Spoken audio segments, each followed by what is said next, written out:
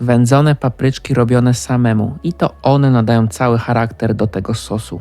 Potrzebne jest chili. Można też uwędzić zwykłą paprykę i dodać suszone chili. W sumie, czemu ja na to nie wpadłem wcześniej? No właśnie dopiero teraz mnie olśniło to przy montażu. Najważniejsze to obciąć końcówki, tak zwane ogonki i przeciąć paprykę na pół. Tak po prostu. A dlaczego? Skoro przecież można wędzić całe? No powód jest prosty. Pudełko czekoladek.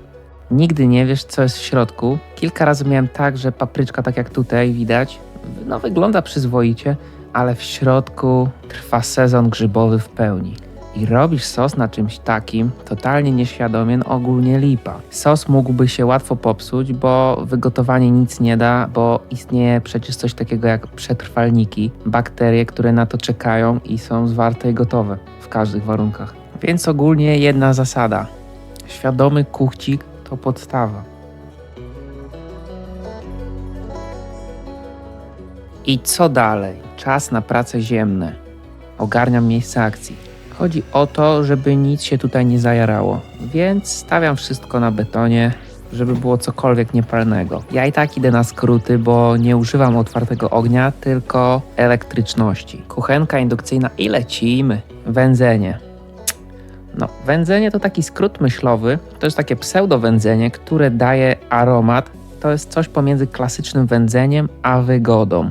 No do papryczek jest idealne, chociaż to można zrobić na grillu, na blaszce, ze zrębkami też obok. Ja tak kiedyś zrobiłem, ale to stare dzieje.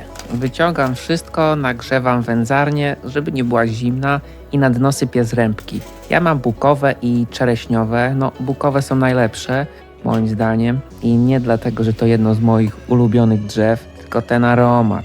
No cudo, no co tu więcej mówić. Jak stałem przy tym wędzeniu, to sam się czułem jak jakiś taki chips bekonowy albo jakiś oscypek. No chyba za bardzo się okadziłem tym dymem. I tak, co do kuchenki, to lawiruję między mocą max a minimum.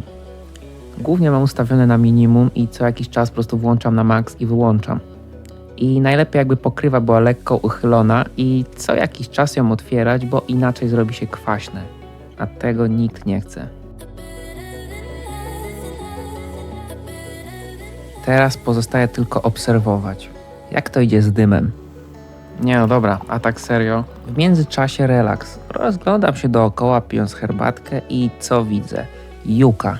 No ona jest niezniszczalna. Wykopałem ją i ona ciągle odrasta i żyje dalej. No i wygląda naprawdę git. A słonecznik? W sumie chyba go nawet nie zjadłem, bo nie zdążył dojrzeć. Ale zawsze ktoś się nim posili. Taka osa, jak widać.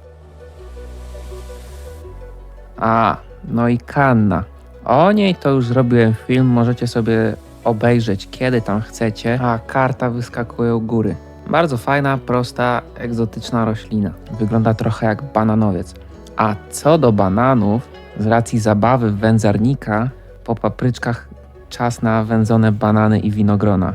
I co z tego wyszło i jak wyszło po wędzeniu, no to w kolejnym filmie będzie. Po 30 minutach dokładam kolejne zrębki i zabawa trwa dalej. Otwieram wieko i wreszcie papryczki coraz bardziej wyglądają jakby wróciły z Bułgarii. I to nie jest tak, że wrzucasz je do wędzenia i idziesz sobie, a one tam w środku robią se disco z dymem i laserami. Nie, trzeba je kontrolować co jakiś czas, przynajmniej raz przetrzeć tą parę wodną, która powstaje pod pokrywą, do sucha po prostu przetrzeć. Najlepiej kilka razy. Temperatura ma około 50 stopni i tak, powietrze może zacząć szczypać w oczy, zwłaszcza jak się używa ostrych albo bardzo ostrych papryczek. Tak jak ja kiedyś wędziłem ajito, takie amarillo i habanero. To, że tak powiem, oczy mi się spociły od tych prawie gazów bojowych, dosłownie jakbym znowu oglądał film Marley i ja. Oh my god. Ale wracając do papryczek. Są gotowe, wyciągam je i wrzucam do sosu, który już się gotuje, choć przygotowałem go jeszcze przed samym wędzeniem. Czyli teraz sos. Potrzebne jest kilka składników banalnych, takich jak 2 puszki pomidorów, cebula, czosnek, które nie muszą być jakoś wybitnie pokrojone, bo i tak to będzie zblendowane. Wrzucam cebulę do gara i od razu ją solę. Chwilę później wrzucam czosnek. Pomidory z puszki wrzucam najpierw do miski i zabieram te skórki, których w ogóle nie powinno tam być. Rozgniatam pomidory rękoma i dolałem tam 400 ml wody, czyli jedną puszkę. Dodaję do tego jeszcze liść laurowy i resztki chili, które zostały, oraz kmin rzymski. Gotuję, zostawiam i dodaję papryczki.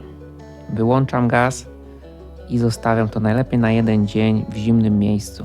I po tym jednym dniu dopiero to blenduję. Tego już nie nagrałem, bo każdy wie jak się blenduje i potem do słoika wrzuciłem. Wyszło kilka słoików, które potem pasteryzowałem. No najlepiej 3 razy, ale 2 razy też wystarczy. W sensie jednego dnia odstawiasz i potem drugiego dnia drugi raz robisz ten sam proces.